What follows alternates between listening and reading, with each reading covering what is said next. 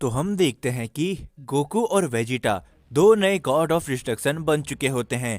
Goku और Vegeta की powers को देखकर सभी पुराने गॉड ऑफ डिस्ट्रक्शन काफी ज्यादा हैरान होते हैं।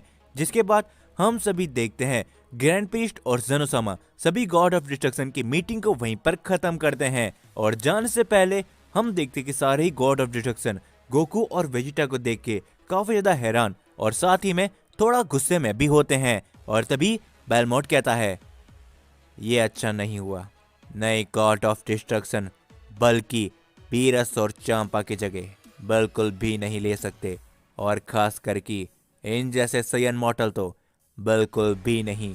ये कहने के बाद सारे ही गॉड ऑफ डिस्ट्रक्शन वहां से चले जाते हैं। जिसके बाद गोकू और वेजिटा कुछ समय तो ज़ेनोसामा के साथ ही बिताते हैं और उसके बाद तभी ग्रैंड प्रीस्ट कहते हैं, गोकू वेजिटा, लगता है कि समय आ चुका है कि तुम्हें अपने यूनिवर्स के अंदर वापस लौट जाना चाहिए। जिसके ऊपर गोकू कहता है, ठीक है ज़ेनोसामा, तो मुझे भी यहाँ से चलना चाहिए और हम आपसे मिलने के लिए जल्दी आएंगे। जिसके ऊपर वेजिटा कहता है, आपका एक और बार शुक्रिया ज़ेनोसामा कि आपने मुझे एक सैयन प्रिंस को गॉड ऑफ डिस्ट्रक्शन बनने के लिए चुना। ये कहने के बाद हम देखते कि गोकू और वेजिटा वहां से निकल जाते हैं। वेजिटा वाडोस के साथ यूनिवर्स 6 पे चले जाता है और हम देखते गोकू यूनिवर्स 7 पर वापस लौट आता है।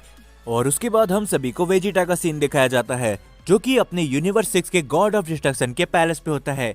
लेकिन तभी वाडोस वेजिटा से कहती है, माय लॉर्ड वेजिटा सामा, आपसे मिलने के लिए कुछ सेयन विनती कर रहे हैं, क्या मैं उन्हें यहाँ पर बुला दूं? आप उन सेयन को जानती होंगे, उनमें से एक तो काबा है, लेकिन काबा के साथ कुछ और सेयन्स भी है जो आपसे मिलना चाहते हैं। जिसके ऊपर तभी वेजिटा कहता है, क्या काबा मुझसे मिलना चाहता है? ठीक है, तो उसे यहाँ पर बुला लो वाडोस।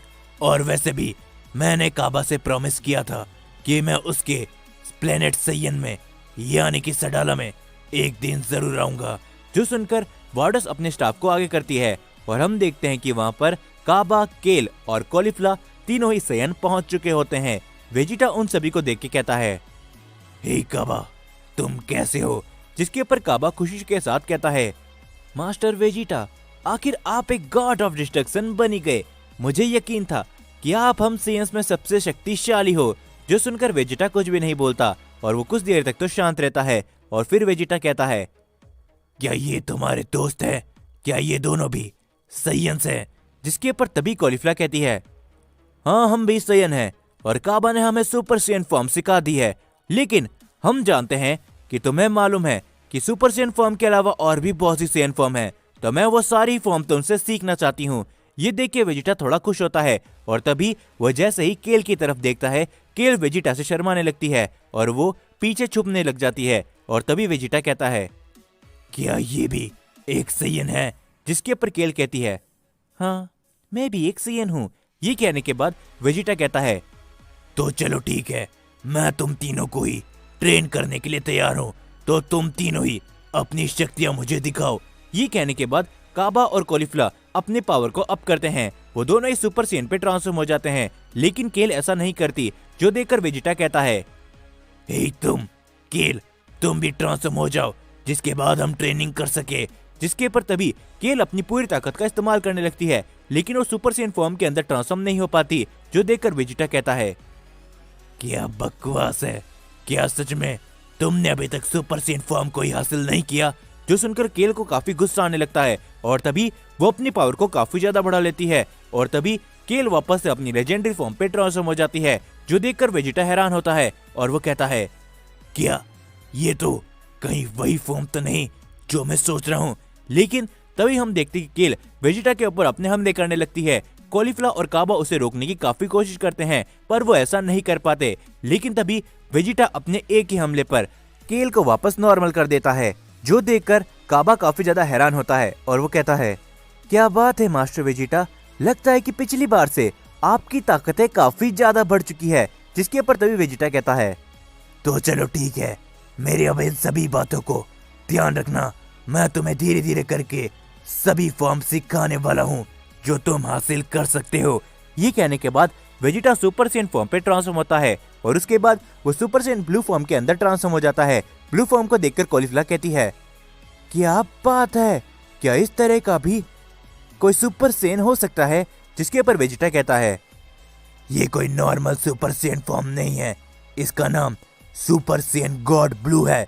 जो सुनकर काबा कहता है, हाँ मास्टर वेजिटा, ये फॉर्म मैंने आपकी पहले भी देखी थी। ये फॉर्म सुपर सेन फॉर्म से कई गुना ज्यादा शक्तिशाली है।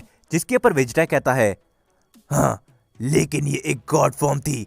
ये कहने के बाद वेजिटा अपनी नॉर्मल फॉर्म पर लौट आता है और वो कहता है, हम सैयन से, अगर हम सैयन अपनी सैयन ताकतों के अंदर ध्यान दे तो हम कई गुना शक्तिशाली हो सकते हैं।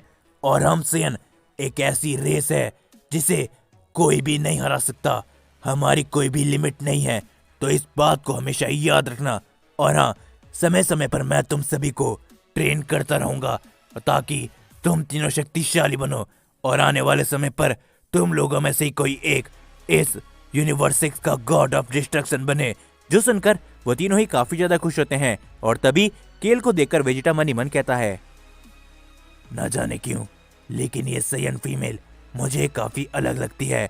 जिसके बाद हम सभी को गोकू का सीन दिखाया जाता है जो कि प्लेनेट बीरस पे वीस के साथ में ट्रेनिंग कर रहा होता है। बीरस बस ये सभी देखता रहता है और तभी बीरस गोकू से सारी ही बातें पूछता है जो कुछ भी जेनोसामा के पैलेस पर हुआ। और जैसे ही गोकू सारी ही बातें बीरस को बताता है, बीरस काफी ज्यादा हैरान होता है और वो कहता है, क्या तुमने सच में उस लीकर को हरा दिया गोकू? ये तो काबिलियत तारीफ है। मुझे मालूम था कि तुम सैयन ताकतवर हो और साथ ही मुझे मालूम भी था गोकू कि एक ना एक दिन तुम बहुत आगे बनोगे। लेकिन हाँ, मेरे इस बात को याद रखना, जितनी ज़्यादा हो सके उतनी ज़्यादा अपनी शक्तियों को बढ़ाना, क्योंकि एक गॉड ऑफ डिस्ट्रक्शन के ऊपर काफ़ी सारी जिम्मेदारी होती है। जो सुनकर तभी गोकू कहता है, हाँ लॉर्ड बीरस, मैं सारी बातें एकदम अच्छी तरीके से जानता हूँ और वैसे भी मैंने काफ़ी ज़्यादा ट्रेनिंग कर ली है, तो मुझे लगता है कि अब मुझे प्लेनेट अर्थ में थोड़े समय के लिए आराम करने के लिए जाना चाहिए और मैं अपने सारे दोस्तों से भी मिल लूंगा। तो चलो ठीक है वीस, मैं कुछ समय के लिए यहाँ से जाता हूँ। ये कहने के बाद गोकू प्लेनेट अर्थ पे लौट जाता है और तभी बीरस वीस से कहता है, तुम्हें क्या लगता है वीस, क्या गोकू जैसा शख्स जो कि इतना दयालु और काइंड हार्टेड है, क्या सच में वो एक गॉड ऑफ डिस्ट्रक्शन बनने के लायक भी है? जिसके ऊपर तभी वीस कहता है, ना जाने क्यों लॉर्ड बीरस, लेकिन मुझे गोकू एक गॉड ऑफ डिस्ट्रक्शन की जगह नहीं लगता।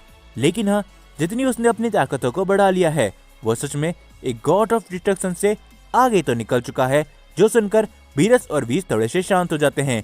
लेकिन तभी हम देखते कि वहां पर ऑरिकल फिश आती है और तभी वीस कहता है, ऑरिकल फिश, आखिर तुम यहाँ पर, क्या तुम हमें कुछ बताना चाहते हो? जिसके ऊपर बीरस भी कहता है, न जाने क्यों लेकिन मुझे ऐसा लग रहा है कि ऑरिकल फिश वापस से कोई ना कोई भविष्यवाणी करने वाली है।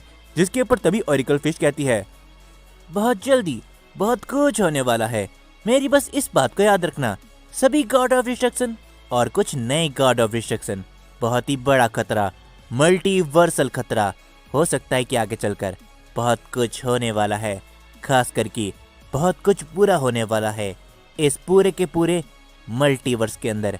ना ही यूनिवर्सेस बल्कि पूरा ब्रह्मांड और पूरा मल्टीवर्स। ऑरिकल फिश की इस बात को सुनकर हम देखते कि बीरस और वीस दोनों ही काफी ज्यादा घबरा जाते हैं और तभी वीस कहता है, आज से पहले ऑरिकल फिश ने कभी भी मल्टीवर्स के बारे में कुछ भी नहीं कहा, लेकिन अब आगे आखिर क्या होने वाला है? जो सुनकर बीरस भी थोड़ा सा घबराया हुआ होता है और गोकू और वेजिटा इन सभी बातों से अनजान होते हैं कि उनकी गॉड ऑफ डिस्ट्रक्शन बनने के बाद आगे उनके साथ और क्या क्या होने वाला है। तो दोस्तों, अगर आप सभी को ये सीरीज पसंद आ रही है और अगर आप सभी चाहते हो कि मैं इसके आगे आने वाले पार्ट आप सभी के लिए डेली या फिर बहुत ही जल्दी अपलोड करूं, तो आप सभी इस वीडियो के ऊपर 1200 लाइक कंप्लीट करवा दो, तो इसका नेक्स्ट पार्ट मैं आप सभी के लिए अपलोड कर दूंगा। और जाने से पहले अगर चैनल को सब्सक्राइब नहीं किया है तो क्या कर रहे हो, चैनल को सब्सक्राइब करो और वीडियो को लाइक करो। अगर आपको ये स्टोरी पसंद आ रही है, साथ ही मुझे कमेंट में भी बताओ।